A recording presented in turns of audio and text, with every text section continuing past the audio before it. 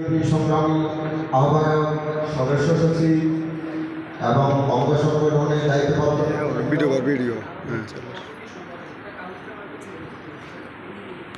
সভাপতি দর্শন সোনিয়া বিএনপির সংগ্রামী সভাপতি, সাধারণ সম্পাদক এবং অঙ্গ সংগঠনের নেতৃবৃন্দ, সবাইকে আমার সংগ্রামী সালাম, আসসালামু আলাইকুম। একটু আগে দর্শন ভাই বলেছেন যে আজকের প্রোগ্রামটা হলো ওনাদের ওয়ার্ডের যে বিভিন্ন সমস্যা আছে এটা নিয়ে আলোচনার বিষয়। ওনাদের এখানে বিভিন্ন মিছিল করা হচ্ছে, সেটা ওনারা সিনিয়র নেতৃবৃন্দকে জানাবেন, সে অনুযায়ী সিনিয়র নেতৃবৃন্দরা কিছু নির্দেশনা দেবেন কীভাবে আমরা শান্তিতে থাকতে পারি, কীভাবে আমরা জনগণকে শান্তিতে রাখতে পারি। কারণ বিএনপি একটি শান্তিপ্রিয় সংগঠন, এই দলের যারা আছে নেতাকর্মী আমরা সবাই শান্তিপ্রিয় সংগঠন। এখানে কোনো চাঁদাবাজের জায়গা নেই, কোনো লুটিরার জায়গা নেই, কোনো সন্ত্রাসীর জায়গা নেই। এটা হলো আমাদের আদর্শ।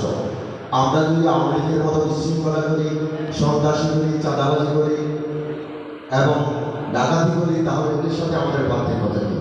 আমরা আমাদের কর্ম দিয়ে, আমরা আমাদের সাংগঠনিক সিস্টেম দিয়ে, আমরা আমাদের সাংগঠনিক কার্যক্রম দিয়ে আওয়ামী লীগের সাথে যে আমাদের পার্থক্যকে জনগণকে বোঝাতে হবে। সামনে ইলেকশন, আমি আমার নেতাকর্মী ভাই বোনদেরকে অনুরোধ করবো এবং আমার সিনিয়র যারা আছে এদেরকে অনুরোধ করবো যেন আমরা সবাই শান্তিতে বসবাস করতে পারি। এই সময় যেন শান্তিপ্রিয় সমাজ হিসেবে আমরা প্রতিষ্ঠিত করতে পারি।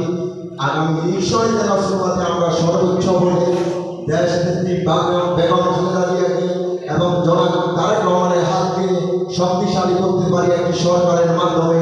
এটাই হবে আমাদের মূল লক্ষ্য। এই লক্ষ্যে আমাদের সবাইকে কাজ করতে হবে। এই লক্ষ্যে আমাদের সবাইকে শান্তি শৃঙ্খলা বজায় রাখতে হবে এবং আমাদের এটা মনে রাখতে হবে, এই শান্তি শৃঙ্খলা বজায় রাখতে গিয়ে যেন সন্ত্রাসী আওয়ামী সন্ত্রাসী যেন এখানে আসি পায়জামা উঠতে পারে বা যেন তৃতীয় পক্ষ যেন আমাদের মধ্যে ভেদাভেদ এবং আমাদের মধ্যে কোনো ঝামেলা না তৈরি করতে পারে, এইগুলো ফিরে রাখার জন্য আমি আমার নেতৃবৃন্দকে অনুরোধ করব এবং নেতৃবৃন্দকে সর্বশেষ অনুরোধ করব সহযোগিতায় এমন একটা প্রোগ্রাম করে তাদের কী কী সমস্যা এগুলা কীভাবে সমাধান করা যায় এই বিষয়ে আপনারা আপনাদের নির্দেশনা দিবেন। ইনশাআল্লাহ সকল নেতাকর্মী সেটা মানতে বাধ্য থাকবে, এই আশাবাদ ব্যক্ত করে আমি আমার বক্তব্য এখানে শেষ করলাম। বাংলাদেশ জিন্দাবাদ, বাংলাদেশ জাতীয়তাবাদী দল জিন্দাবাদ, দেশ নেত্রী বেগম খালেদা জিয়া জিন্দাবাদ, শহীদ জিয়া অমর হোক, জনাব তারেক রহমান জিন্দাবাদ। আসসালামু আলাইকুম।